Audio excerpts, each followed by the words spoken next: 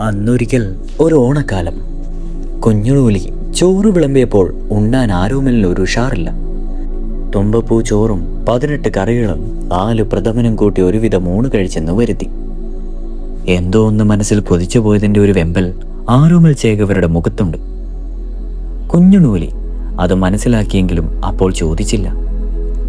കൈയും വായും കഴുകിയൊന്ന് മുറുക്കിയ ശേഷം ആരോമൽ തന്നെ അച്ഛനോട് ആ കാര്യം പറയുന്നത് കുഞ്ഞുണൂലി കേട്ടു. അച്ഛാ, എനിക്ക് പകിടകളി പഠിക്കുവാനൊരു മോഹം. ഇപ്പോഴെന്താ പെട്ടെന്നൊരു വെളിപാട് പോലെ തോന്നുവാൻ? ചുരുകയും പരിചയം ശരീരത്തിന് ഉന്മേഷം പകരുന്നത് പോലെ പകിട മനസ്സിനൊരു ഉത്സാഹം ഉണ്ടാക്കില്ലേ അച്ഛാ? കാര്യം ശരി തന്നെ. ആരാണ് ഗുരു? പകിടകളിയിൽ പേര് കേട്ട് മികവ് നേടിയ മികച്ചേരി നേരമ്മാവനുള്ളപ്പോൾ പിന്നെ വേറെ ഏതേ ഗുരു വേണം? മികച്ചേരി നേരമ്മാവനെന്ന് കേട്ടപ്പോൾ കുഞ്ഞുണൂലിയുടെ മനസ്സിലൊരു കൊള്ളിമീൻ മിന്നി. അതിന് കാരണമുണ്ട്. അമ്മാവന്റെ അരിമ മകൾ എല്ലാം തികഞ്ഞ തുമ്പോലാർച്ച അവിവാഹിതയായി മികച്ചേരിയിലുണ്ട്. അച്ഛൻ്റെ അനുവാദം വാങ്ങി അണിഞ്ഞൊരുങ്ങിയിറങ്ങിയ ആരോമൽ ചേകവരെ കണ്ട് അമ്മ പ്രാർത്ഥിച്ചു. ഈശ്വര, എൻ്റെ പൊന്നുമോന് കണ്ണു തട്ടല്ലേ. അതിന് മറുപടി പോലെ മച്ചിലിരുന്നൊരു ഗൗളി ചിലച്ചു. കുഞ്ഞുണൂലിയുടെ പ്രാർത്ഥന മറ്റൊന്നായിരുന്നു. കേമിപ്പെണ്ണായ തുമ്പോലാർച്ചയുടെ കവിളിലെ കള്ളച്ചുഴിയിലേക്കൊന്നും ഈ ചെക്കൻ്റെ ഫകിട് ഉരുണ്ടേക്കരുത്. അക്കാര്യം അവൾ ഭർത്താവിനെ ഓർമ്മിപ്പിക്കുകയും ചെയ്തു. അപ്പോൾ അയാളുടെ മറുപടി മാനുഷ്യം കൊഞ്ചല്ലേ കുഞ്ഞുണീൽ എന്നായിരുന്നു. ഒപ്പം തുമ്പോലാർച്ചയെ താൻ ചൂരൽ തുമ്പിൽ വരുതിക്ക് നിർത്തുമെന്ന് വമ്പു പറച്ചിലും. ആരോമൽ മികച്ചേരിയിലേക്ക് യാത്രയായി. മികച്ചേരിപ്പാടം കടന്ന് നടന്നെടുക്കുന്ന ആരോമൽ ചേകവരെ കണ്ട് കുഞ്ഞമ്മായി മൂക്കത്ത് വിരൽ വെച്ചു. ഭഗവാനെ, ഇത് തമ്പുരാന്റെ എഴുന്നള്ളത്തോ? ആരോമൽ അമ്മായിയുടെ കാൽ തൊട്ട് വണങ്ങി. അമ്മായി ആരോമലിനെ അനുഗ്രഹിച്ചുകൊണ്ട് പറഞ്ഞു, നേരമ്മാവിൻ്റെ വീടൊക്കെ നീ മറന്നോ കുഞ്ഞെ? മറന്നിട്ടൊന്നുമില്ല. അമ്മായി പുൽപ്പായ നീക്കിയിട്ട് നീ ഇരിക്കെ പിന്നെ മുറുക്കുവാനെടുത്ത് വെച്ച് മരുമകനെ സൽക്കരിച്ചു. അമ്മായി തുമ്പോലാർച്ച. അവൾ കുളിക്കടവിലിറങ്ങി കുളി കഴിഞ്ഞപ്പോഴെത്തും. അവൾക്ക് അവിടെ തന്നെ കുളിച്ചുകൂടെ? പ്രായം തികഞ്ഞ പെണ്ണല്ലേ, വേളി കഴിഞ്ഞിട്ടുമില്ല. ദാ എത്തിയല്ലോ. തുമ്പോലാർച്ച പടിപ്പുര കയറി വരുന്നു. നനഞ്ഞൊട്ടിയ മുലക്കച്ച, സമൃദ്ധമായ മുടിയിൽ നിന്നിറ്റു വീഴുന്ന ജലഗണങ്ങൾ ഉടുമുണ്ടിനെ ഒന്നുകൂടി ഏറിനണിയിക്കുന്നു. പൂമുഖത്തെ പുൽപ്പായയിൽ ചമ്രം പടിഞ്ഞിരിക്കുന്ന രാജകുമാരനെ ഒന്ന് കടക്കണ്ണെറിഞ്ഞ നനഞ്ഞ ചേലത്തുമ്പ് കൊണ്ട് നിറമാർ ഒന്നുകൂടി വ്രതാ മറച്ച് ചൂണ്ടക്കടിച്ച് ചന്ദനത്തിൽ നിതംബം ചലിപ്പിച്ച് അവൾ പൂമുഖ പടി കടന്നു. അമ്മായി ആരോമലിനോട് എന്തോ ചോദിച്ചിട്ടും അയാളൊന്നും മിണ്ടിയില്ല. മനസ്സ് മറ്റെന്തോ നോക്കി താളം പിടിക്കുകയായിരുന്നു. പുത്തൻ റവുകയും കസവുമുണ്ടും കവിണയും മുടിച്ചുരുളിൽ മുല്ലപ്പൂവും ചൂടി അവൾ വാതിൽക്കലെത്തി ഒതുങ്ങി നിന്നു. ഹോ, എന്തൊരു ദാഹം എൻ്റെ അമ്മായി! പെണ്ണെ തുമ്പോലെ, ആരോമലാങ്ങളയ്ക്ക് കുടിക്കുവാനെടുക്ക്. അവൾ തിടുക്കത്തിൽ അടുക്കളയിലേക്ക് നടന്നു. അത്താഴിപ്പാൽ കൊള്ളുന്ന കിണ്ടിയിൽ പാട നീക്കി കാച്ചിയ പശുവിൻ പാലുമായി വാതിൽക്കലെത്തി അവൾ പിന്നെയും ഒതുങ്ങി നിന്നു. ദാ പാല്, ഇങ്ങോട്ട് കൊണ്ടുവാടി. ഇത് വിശേഷിച്ചാരെങ്കിലുമോ? ആരോമലിനെ നീ ആദ്യം കാണുന്ന പോലെ. അവൾ കിണ്ടി നീട്ടി അവൻ്റെ മുൻപിൽ കുനിഞ്ഞു നിന്നു. കിണ്ടിമുളയിൽ കൈവച്ച് ആരോമൽ അരനിമിഷം അവളുടെ മുഖത്തും ചെഞ്ചുണ്ടിലും കണ്ണൊഴിഞ്ഞു. അവളൊന്ന് പുഞ്ചിരിച്ചു. അവൻ പിന്നെ കിണ്ടി ഉയർത്തി അഞ്ഞാഴിപ്പാലും ഒരു തുള്ളി പോലെ കുടിച്ച് കിണ്ടി താഴെ വെച്ചു. അവൾ അത് നോക്കി നിന്ന് വിരലിൽ 2 ഞെട്ടി ഓടിച്ചു. മോളെ ചെല്ല്, അച്ഛനെ ചെന്ന് വിളിക്ക്. ആരോമൽ വന്നിരിക്കുന്നുവെന്ന് ചൊല്ല്. അമ്മ പറഞ്ഞത് കേട്ട് അവൾ പിന്തിരിഞ്ഞു നടന്നു. അവളുടെ അരയിളക്കം നോക്കി മയങ്ങിയിരുന്ന ആരോമലിനോട് അമ്മായി ചോദിച്ചതിന് ഉത്തരം ഒരു വലിയ ഏമ്പക്കം. ആരോമൽ വന്നിരിക്കുന്നുവെന്ന് മകൾ അറിയിച്ചപ്പോൾ അമ്മാവൻ കുതിരയ്ക്ക് തീറ്റ കൊടുത്ത് നിൽപ്പായിരുന്നു. അയാൾ തിടുക്കമിട്ട് ഉമ്മറത്തേക്ക് നടന്നു. അമ്മാവനെ കണ്ട് ആരോമൽ എണീറ്റ് ചെന്ന് കാൽ തൊട്ട് വണങ്ങി. അമ്മാവൻ അനന്തരവനെ നെറുകയിൽ കൈവച്ച് അനുഗ്രഹിച്ചു. നന്നായി വരട്ടെ. മരുമകനെ മാറോട് ചേർത്ത് പുണർന്നുകൊണ്ട് അമ്മാവൻ തെല്ലു പരിഭവത്തോട് ചോദിച്ചു, നീ എന്നെ മറന്നോടാ? ഈ നിൽപ്പിൽ ഞാനൊരു വീട് പോയാൽ പിന്നെ ഇക്കണ്ടവകളും ധനവും തറവാടും നോക്കി നടത്തുവാൻ നീയല്ലാതെ ആരുണ്ടെനിക്ക്? എട്ടും പൊട്ടും തിരിയാത്ത പെണ്ണ് തുമ്പോലാർച്ച മാത്രം. ആരോമലിന് കണ്ണു നിറഞ്ഞു. അയാൾ മുഖം കുനിച്ചു. അമ്മാവനെ ആരോമൽ പീഠത്തിൽ കൊണ്ടു ചെന്നിരുത്തി. ആരോമൽ പായിലിരുന്നു കുശലപ്രശ്നങ്ങൾക്കിടയിൽ പതുക്കെ പതുക്കെ പകിടകളി അഭ്യസിക്കുന്നതിനുള്ള തൻ്റെ ആഗ്രഹവും അമ്മാവനെ അറിയിച്ചു. അമ്മാവൻ അനന്തവരനെ കൂട്ടി തെക്കിനിയിലേക്ക് നടന്നു. പായിട്ട് പകിടിയെടുത്തു വെച്ച് ധ്യാനിച്ചു. ആരോമൽ ഗുരുദക്ഷിണ വെച്ചു. ഓം ഹരിശ്രീ ഗണപതായേ നമ. പകിട ഉരുണ്ടു തുടങ്ങി. ആദ്യം മരുമകൻ 1 തോറ്റു, പിന്നെ അമ്മാവൻ 3 തോറ്റു, പിന്നെ മരുമകൻ 2 തോറ്റു, അമ്മാവൻ 6. രാപ്പകലുകളുടെ പകിടകൾ പലതുറന്നു. പകിടകളികളിൽ മികവ് നേടിയ ആരോമലിൻ്റെ മനസ്സാകുന്ന പകിട തുമ്പോലാർച്ചയുടെ കിടപ്പുമുറിയിലേക്ക് ഒരു ദിവസം രാത്രി ഉരുണ്ടു ചെന്നു.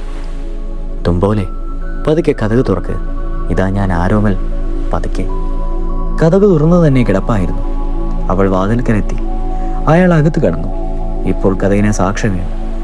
കിടക്ക നേരത്തെ തന്നെ ഒരുക്കി ആളെയും കാത്തിരിപ്പായിരുന്നു അവൾ. സൂര്യപടം കുത്തിയ ചന്ദനക്കട്ടിലിൽ കാൽക്കലും തലക്കിലും തലേണയും വെച്ച് അവൾ ആരോമലിനെ ശയിപ്പിച്ചു. പുലർച്ചെ അവൾ നിറഞ്ഞ കോളാമ്പിയുമായി വടക്കുവാതിൽ തുറന്നിറങ്ങവേ കിഴക്കുതുക്കിൽ മുറുക്കിത്തുപ്പി സൂര്യൻ തല ഉയർത്തി. അവൾ കോളാമ്പി കമഴ്ത്തി. തുമ്പോലാർച്ച ഗർഭിണിയായി.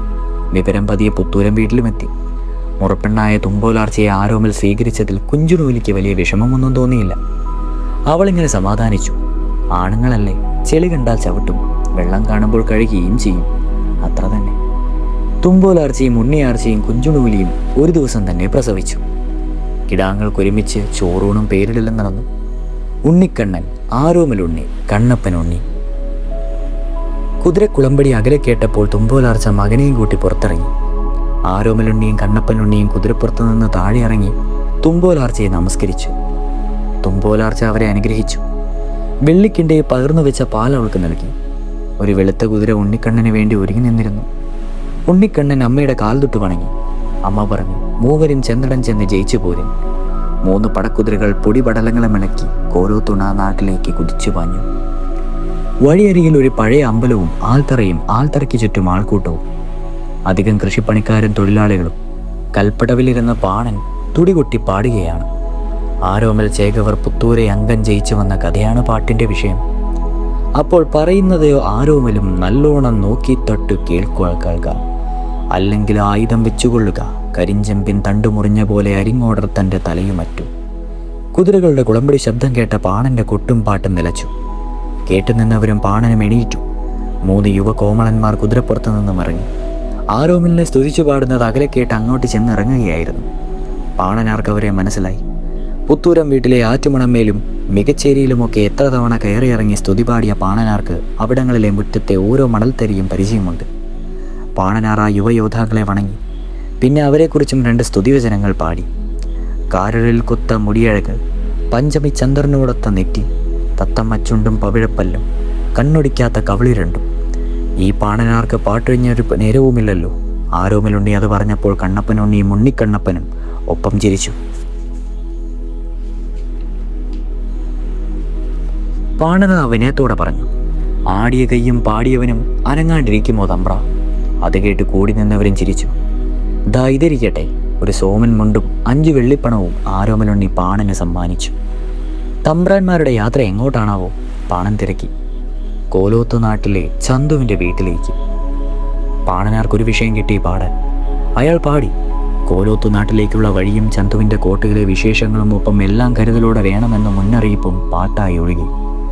ചന്തു എന്തെങ്കിലും ഒരിക്കലും ഒരു ദിവസം എത്തിച്ചേരുന്ന ശത്രുക്കളെയും കാത്തിരിപ്പാണത്രേ. വെറുതെയല്ല, കരുതലോടെ. കരിങ്കല്ലുകൊണ്ട് കെട്ടി ഉയർത്തിയ കോട്ടയുടെ വാതിൽ കനത്ത പുളിങ്കാതിൽ കൊണ്ട് പണിതതാണ്. 16 ആൾ പൊക്കം. പ്രധാന വാതിൽ 7 പൂട്ടിയിട്ടുണ്ട്. പിന്നെ കോട്ടയ്ക്ക് ചുറ്റും 7 ആൾ താഴ്ചയുള്ള കിടങ്ങുകളും രഹസ്യ അറകളും ഒളിവാതിലുകളും സജ്ജമാക്കിയിട്ടുണ്ട്. എന്നാൽ ചതിയനായ അരിങ്ങോടർ പലരെയും ഭയന്ന് ചെയ്തു വെച്ച സന്നാഹസംഘം ആവണമെന്നും നാട് മുഴുവൻ ചതിയൻ ചന്തു എന്ന പേര് പതിഞ്ഞതിനാൽ മറ്റു പോംവഴിയൊന്നുമില്ലാതെ അവിടെ കഴിഞ്ഞുകൂടുകയാണെന്നുമാണ് ചന്തു ചെയ്യുന്നതെന്നും ചുരുക്കം പേരെങ്കിലും അഭിപ്രായമുണ്ട്. കോലോത്തു നാടെത്തി. അരിങ്ങോടരുടെ കോട്ട അകലെ കണ്ടു. 3 കുതിരകളുടെ വേഗത കുറച്ചു. കോട്ട വാതിൽക്കലെത്തിയ 3 പേരും കുതിരപ്പുറത്തു നിന്നിറങ്ങി കുതിരകളെ ഒരു കുളക്കരയിൽ വിട്ടു. അവറ്റെ ഇത്തിരി പുല്ലും ഇത്തിരി വെള്ളവും കുടിക്കട്ടെ. കോട്ടപ്പടി കയറി അവർ വിളിച്ചു ചോദിച്ചു, ചന്തു ഉണ്ടോ ഇവിടെ? ഒരു കിളിവാതിൽ തുറക്കപ്പെട്ടു. 2 പെൺതലകൾ കണ്ടു. കുഞ്ചുണൂലിയും കുട്ടിമാണിയും. ഉണ്ണിയാർച്ചയോളം പ്രായമേ വരും. തലയൊക്കെ പഞ്ഞി പോലെ നരച്ച പടുവൃദ്ധികളാണെന്ന് തോന്നുന്ന രൂപങ്ങൾ. 3 യുവാക്കളെയും അവർ മാറി മാറി നോക്കി. കുഴപ്പക്കാരാകാനിടയില്ല. കൊച്ചു പിള്ളേർ. കുഞ്ചുണൂലിയും കുട്ടിമാണിയും പതുക്കെ പുറത്തേക്ക് വന്നു. മക്കളൊക്കെ ആരാ? എവിടെ നിന്ന് വരുന്നു? ഈ പായലോട്ട് ഇന്നൂളെ. കുഞ്ചുണൂലി ഒരു പുൽപ്പായ തിണ്ണയിൽ നിവർത്തിയിട്ടു. ആചാരവും ഉപചാരവും ഒന്നും വേണ്ട. അതൊക്കെ ചന്തുവിനെ കണ്ടിട്ട് തീരുമാനിക്കാം. ചന്തുവോ? നിങ്ങളെ പരുവത്തിനൊത്ത് കൊച്ചു ചന്തു ഇവിടെയില്ലല്ലോ മക്കളെ. ഉള്ള കക്ഷി ഒരു അപ്പൂപ്പനാ. കളിതമാശ കളയും. വേഗം ചന്തുവിനെ വിളിക്കിൻ. ആരോമലുണ്ണി ശബ്ദമുയർത്തി പറഞ്ഞു. നോക്കണേ പാട്. വീണ്ടും ചന്തുവെന്ന്. മക്കൾ മടിയിലിരുത്തി പേരിട്ടതാ. സംസാരം കേട്ട് മറ്റൊരു കിളിവാതിൽ തുറന്ന് ക്ഷീണിച്ച മുഖത്തോടെ ഒരാൾ ഉള്ളിഞ്ഞു നോക്കി. അയാളൊന്ന് ഞെട്ടി. മുറ്റന്ന് 3 ആരോമൽ ചേകവന്മാർ. വെട്ടിയ കുറ്റി തളർത്തോ ദൈവമേ, അതും 3 കവരത്തിൽ. ഒളിഞ്ഞു നോക്കണ്ട, ഞങ്ങൾ കണ്ടു. ആരോമലുണ്ണി കിളിവാതിലേക്ക് നോക്കി വിളിച്ചു പറഞ്ഞു. എന്ത് കണ്ടു എന്നാ? നിന്റെ മുഖം ഞങ്ങൾ കണ്ടു. നീ ഒരു ചേകവനാണെങ്കിൽ കഥ കടച്ചിരിക്കാതെ പരിചയം ചുരുകയും എടുത്ത് പുറത്തിറങ്ങി വാ. ചുള്ളിക്കമ്പെടുക്കുവാനാണ് എനിക്ക് തോന്നുന്നത്. കടൽ മണ്ണ് നാഴിക കൊണ്ടളക്കുവാൻ നോക്കല്ലേ മക്കളെ. പരിഹാസം വേണ്ട. മയങ്ങുന്നവൻ്റെ മർമ്മം നോക്കി കുത്തുവിളക്കിൻ്റെ തണ്ട് കയറ്റുന്നതല്ലേ നിന്റെ പ്രധാന അളവ്. നിന്റെ ഏതടവ് വേണമെങ്കിലും മറുപടി പറയുവാൻ ഞങ്ങൾ ഒരുക്കമാണ്. ഇറങ്ങി വാ. പിള്ളാരെ ചന്തു ഗിന്ദു വിളിക്കണ്ട. ഞാൻ ചന്തുക്കുറുപ്പാണ്. പ്രായം കുറേ ചെന്നു. ഇതുപോലെ കുറേ കണ്ടതാ. ആരാ നിങ്ങളെ മര്യാദ പഠിപ്പിച്ചത്? പറയാം, പുറത്തിറങ്ങ്. നീ ചന്തുക്കുറുപ്പായാലും ബലിക്കുറുപ്പായാലും ഞങ്ങൾക്ക് വെറും ചതിക്കുറുപ്പ് മാത്രം. പിന്നെ ഞങ്ങളെ മര്യാദ പഠിപ്പിച്ചത് ആരെന്ന് ചോദിക്കുവാൻ നിനക്കെന്തർഹത? പുത്തൂരൻ തറവാടിൻ്റെ മാനവും മര്യാദയും കളഞ്ഞു കുളിച്ച നീയാണോ ഞങ്ങളെ മര്യാദ പഠിപ്പിക്കുന്നത്? മുട്ടുന്യായങ്ങൾ പറയാതെ വേഗം പോരിനിറങ്ങും. അവരുടെ മാറി മാറിയുള്ള വെല്ലുവിളിയിൽ അവർ ഓരോരുത്തരും ആരെന്ന് ചന്തു തിരിച്ചറിഞ്ഞു. ഉണ്ണിയാർച്ചയുടെയും തുമ്പോലാർച്ചയുടെയും കുഞ്ഞുണൂലിയുടെയും മക്കൾ. പുത്തൂരം വീടിൻ്റെ പേരും അംഗപ്പെരുമയും തുടർന്ന് നിലനിർത്തേണ്ട ഇളമുറക്കാർ. അവരെ മാറി മാറി നോക്കി ചന്തു പറഞ്ഞു, പാടുനോക്കിൻ പിള്ളേരെ. കിളിവാതിലടഞ്ഞു. അതോടെ ആരോമലുണ്ണിയും കണ്ണപ്പനുണ്ണിയും ഉണ്ണിക്കണ്ണനും ഒറ്റക്കുതിപ്പിന് കോട്ടമുകളിലേക്ക് കുതിച്ചുയർന്നു. അവർ അവിടെ നിന്ന് കണ്ട് കോട്ടയ്ക്കുള്ളിലൊക്കെ ഒന്ന് കണ്ണൊഴിച്ചു. ചന്തു കരുതലോടെ അടച്ചു പൂട്ടിയിരുന്ന മുറി ഏതെന്ന് അവർ കണ്ടുപിടിച്ചു. ആകാശത്ത് നിന്ന് പറന്നു വന്ന 3 ദേവന്മാരെ പോലെ അവർ മുറിക്ക് മുൻപിൽ ചുരുക പരിചയൊതുക്കി പറന്നിറങ്ങി. മൂവരും ഒരുമിച്ച് ഒറ്റച്ച് ചവിട്ട് 7 പൂട്ടുകൾ ചിതറിച്ചിരിച്ചു. കടലിരുമ്പം പോലെ കനത്ത കരുതപ്പാളുകൾ തുറന്നു. ചന്തു ചുരുകയും പരിചയം ഉയർത്തിപ്പിടിച്ച് അവരെ തടഞ്ഞുകൊണ്ട് പറഞ്ഞു, മക്കളെ, നിങ്ങൾ കേൾക്കുന്നു. ഈ ചന്തു ആരെയും ചതിച്ചിട്ടില്ല. എല്ലാം ആരോ കെട്ടിച്ചമച്ച കള്ളക്കഥകൾ. അതൊക്കെ പാടിപ്പൊഴുത്താൻ കുറേ പാണന്മാരും. നിങ്ങൾ വെറും പൈതങ്ങൾ. അക്കഥയൊന്നും നിങ്ങൾക്കറിവില്ല. നിങ്ങൾക്കത് നാട്ടിലാർക്കും തന്നെയല്ല, ആർക്കും ബോധ്യമില്ല. നിങ്ങൾ വല്ല കഞ്ഞി കുടിച്ച് വേഗം വിശ്രമിച്ച് പോകുന്നു. ഇല്ല, ഞങ്ങൾക്കൊന്നും കേൾക്കണ്ട. വേഗം പോരിനിറങ്ങിക്കൊള്ളി. മൂവരും വാഴ്ചുഴറ്റി. ചന്തുവും കഴിയുന്നതും ഒഴിഞ്ഞു മാറി. ഒടുവിൽ ഒരു അംഗം തന്നെ വേണ്ടി വന്നു. പുത്തൂരം വീട്ടിലെ പിൻതലമുറക്കാരുടെ അംഗച്ചൂര് ഒന്നനുഭവിച്ചറിയാൻ തന്നെ ചന്തു തീരുമാനിച്ചു. 3 യുവാക്കളും വധിക്കുവാൻ അവസരം വന്നിട്ടും ചന്തു അതിനൊരുങ്ങിയില്ല. വീണ്ടും അയാൾ അവരോട് അപേക്ഷിച്ചു, മക്കളെ മാറിപ്പോകി. ഇല്ല, നിന്റെ ശിരസറുത്ത ചോരയിൽ പുത്തൂരം വീട്ടിലെ ഉണ്ണിയാർച്ചയ്ക്ക് അഴിച്ചിട്ട മുടിച്ചുരൽ കെട്ടേണ്ടതുണ്ട്. അത് കേട്ടപ്പോൾ ചന്തു ഒന്ന് ഞെട്ടി. ഉണ്ണിയാർച്ചയുടെ ആഗ്രഹം അതാണെങ്കിൽ ഇനി അത് ചെറുപ്പനിൽപ്പിന് വേണ്ട. ദാ, തടുക്കാമെങ്കിൽ തടുത്തോളൂ. ആരോമലുണ്ണിയും കണ്ണപ്പനുണ്ണിയും നല്ലർച്ചയോടെ പറഞ്ഞു. ഇത് പുത്തൂരം കണ്ണപ്പച്ചേകവരുടെ 19-ാം അടവ്.